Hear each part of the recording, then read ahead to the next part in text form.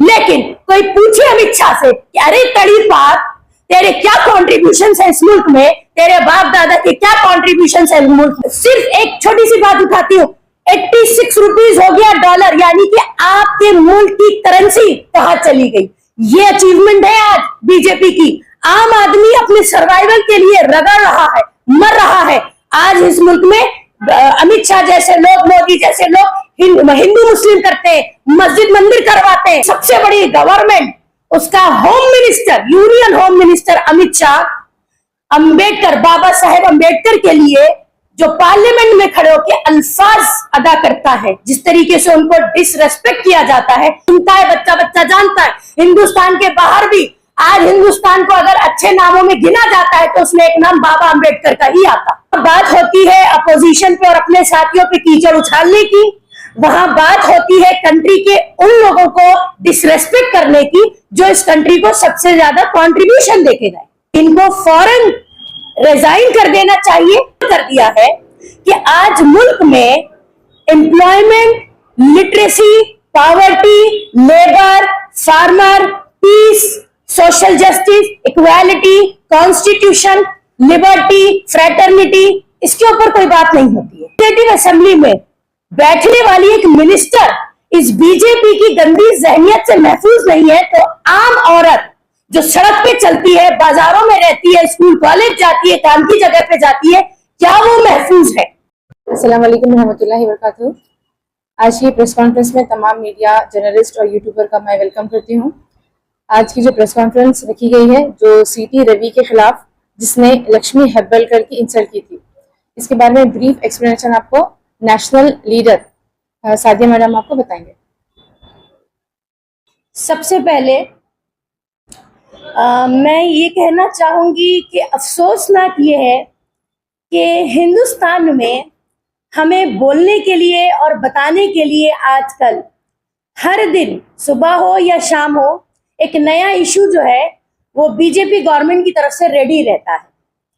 पिछले 10 सालों में ये भारतीय जनता पार्टी ने अपनी मनुस्मृति की जो सोच है और जो एक गंदी मानसिकता और आइडियोलॉजी के साथ ये पावर में बैठे हैं, इन्होंने कंट्री की प्रोग्रेस को और कंट्री के डेवलपमेंट को इतना हैम्पर कर दिया है कि आज मुल्क में employment, literacy, poverty, labour, farmer, peace, social justice, equality, constitution, liberty, fraternity, इसके ऊपर कोई बात नहीं होती है।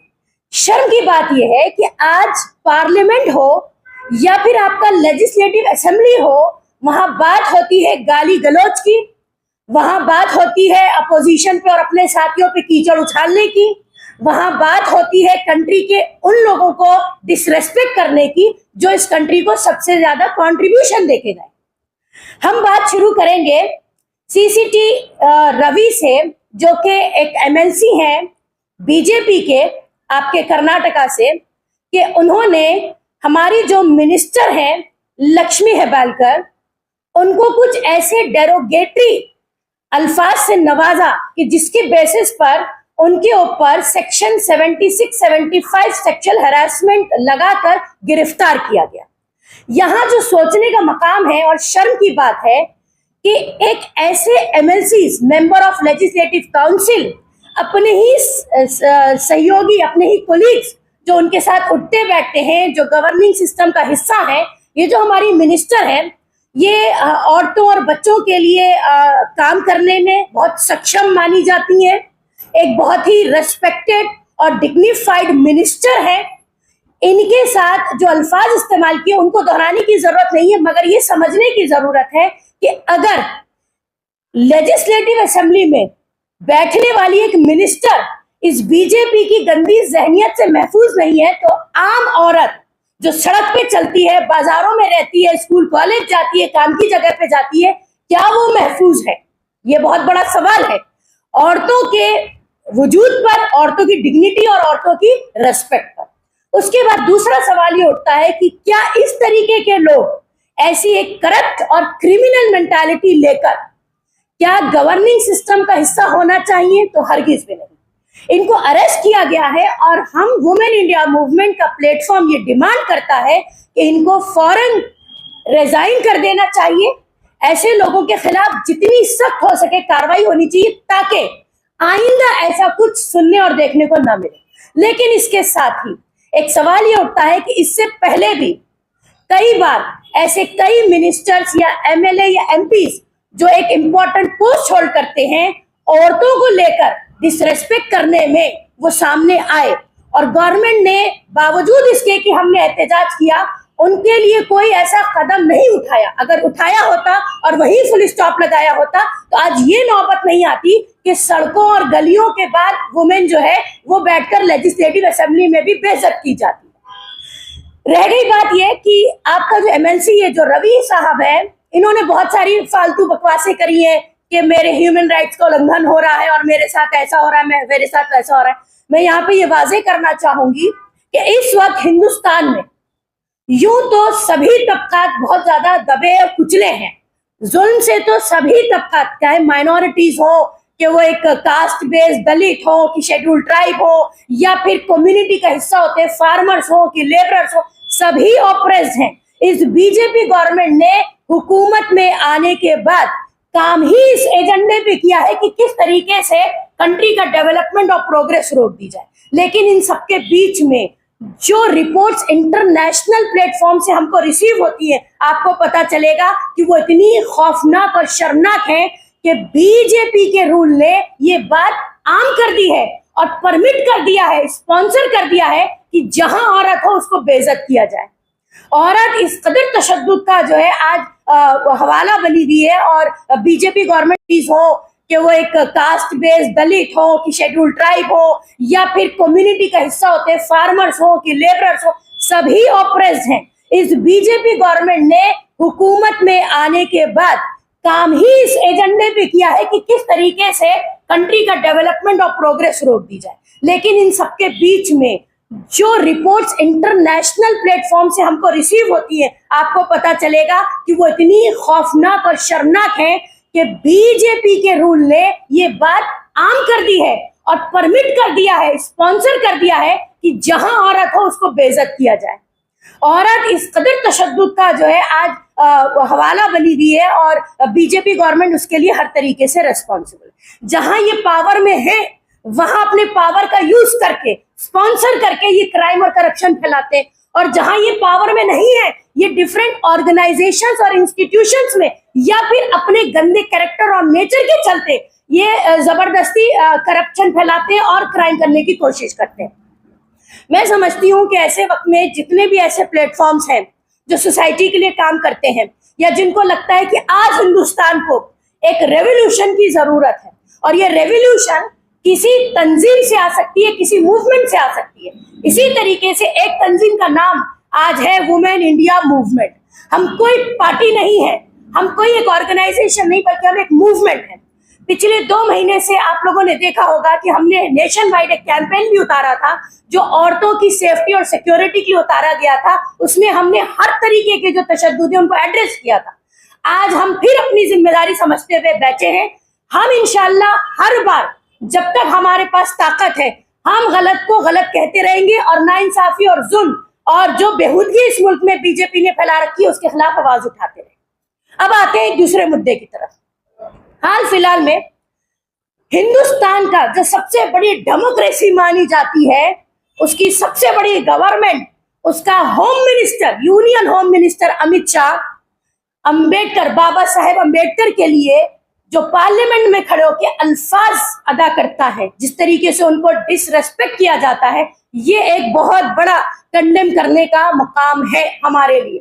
देखिए, बाबा साहेब अंबेडकर कौन थे, क्या कर गए, ये बताने की जरूरत नहीं है। आज बच्चा बच्चा किताबों में पढ़ता है, बच्चा बच्चा सुनता है, बच्चा बच्चा जानता है। हिंदुस्तान के बाहर भी आज हिंदुस्तान को अगर अच्छे नामों में गिना जाता है तो उसमें एक नाम बाबा अंबेडकर का ही आता।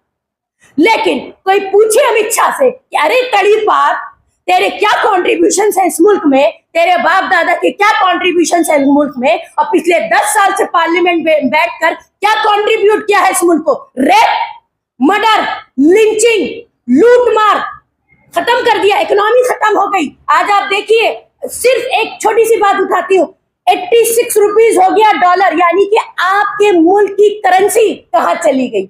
ये अचीवमेंट है आज बीजेपी की। आम आदमी अपने सर्वाइवल के लिए रगड़ रहा है, मर रहा है। आज इस मुल्क में अमित शाह जैसे लोग, मोदी जैसे लोग हिंदू मुस्लिम करते हैं, मस्जिद मंदिर करवाते हैं। योगी पार्लियामेंट में खड़े होकर बात करता है कि हमने एक मंदिर संभल में खुलवा दिया, देखो ताला लगा हुआ था। और आज भी संभल जल रहा है, आज भी मणिपुर जल रहा है, आज भी हिंदू मुस्लिम के नाम पर पूरा मुल्क जल रहा है। ये डेवलपमेंट और प्रोग्रेस को इतना हैम्पर्ड किया है इस बीजेपी गवर्नमेंट ने। और इतनी इंपॉर्टेंट पोस्ट, होम मिनिस्टर की पोस्ट लेकर, जिसके पास इतने पावर्स होते हैं, ये खड़े होके पार्लियामेंट में बाबा साहेब अम्बेडकर को डिसरेस्पेक्ट करते हैं। इसको सिर्फ कंडम ही नहीं कर रहे हैं, हम नेशन वाइड इसके खिलाफ प्रोटेस्ट भी कर रहे हैं, पूरा मुल्क कर रहा है, क्योंकि ये थूकने लायक है ये लोग और इनको थूथू मिलनी चाहिए। मैं तो कहती हूँ अमित शाह तो इस काबिल कभी रहा ही नहीं कि वो इस पोस्ट को संभालता। ये तो बीजेपी गुंडागर्दी से, ईवीएम को मैनिपुलेट करके आई हुई गवर्नमेंट है। ये कोई लोगों के मैंडेट से आई हुई गवर्नमेंट नहीं है, ये जबरदस्ती पावर में आए हुए लोग हैं। इनको वैसे ही रिजाइन कर देना चाहिए। अगर ये नहीं करते तो अभी जनता जिंदा है, और फिर ये जनता वो है जो दुनिया की सबसे बड़ी पॉपुलेशन है। इसमें इंटेलेक्चुअल्स की कमी नहीं है, एक्टिविस्ट की कमी नहीं। उसके बाद तीसरा एक बहुत इंपॉर्टेंट हमारा मुद्दा है, मांड्या में एक केस सामने आया जहां पर मोटरसाइकिल पे 3 बच्चे सवार हैं और उनको कुछ संगियों ने घेर लिया है और उनसे कहा जा रहा है कि जय श्री राम के नारे लगाओ। उनको हैरास किया जा रहा है, टॉर्चर किया जा रहा है। ये मामला तो ऐसा हो गया है कि जैसे रोजाना का खेल है, कबड्डी का खेल हो गया है। प्रो कबड्डी चल रही है जय श्री राम की, कि जहां दिल करेगा रोड पे किसी को रोक लेंगे, पार्क में किसी को रोक लेंगे, स्कूल कॉलेज में रोक लेंगे, सड़क मार्केट में रोक लेंगे, बस और ट्रेन में क्या कहते हैं रोक लेंगे और कहेंगे जय श्री राम का नारा लगाओ। ये कोई राम के मानने वाले लोग नहीं है, ये कोई रिलीजन नहीं है कि ये रिलीजियस लोग होंगे। ये गुंडागर्दी है, ये हॉलीगनिज्म है, यानी कि उधम मचाओ, शोर मचाओ, फिर कुछ तमाशा हो तो वायलेंस क्रिएट हो। इनको इसके लिए पुष्टपनाही है, बाकायदा इनको इसके लिए पैसे मिलते हैं, इनको स्पॉन्सर किया जाता है। क्योंकि किसी भी तरीके से अगर कंट्री प्रोग्रेस और डेवलप कर गई तो जो करप्ट लोग हैं वो उतार दिए जाएंगे। इसलिए करप्ट लोगों का ये काम ही होता है कि अगर कुर्सी में और पावर में बने रहना है तो कंट्री को प्रोग्रेस नहीं होने देना है, मुआशरे को उलझा के रखना है, मुआशरे को डिस्टर्ब करके रखना है, लोगों का कंसंट्रेशन, उनका फोकस बिगाड़ के रखना है, तभी हम रूल कर पाएंगे। आज हिंदुस्तान इतनी खराब हालत में पहुंच चुका है कि आप पूछिए मत। ये इस तरीके की गुंडागर्दियां बंद होनी चाहिए। जहां बीजेपी है वहां तो खुला हो रहा है, और जहां बीजेपी नहीं है दूसरी, आप देखिए कर्नाटका में कांग्रेस गवर्नमेंट है। मुझे तो यह भी हैरत है कि ये किस तरह की गवर्नमेंट है कि इन्होंने 65 साल हिंदुस्तान पे रूल किया।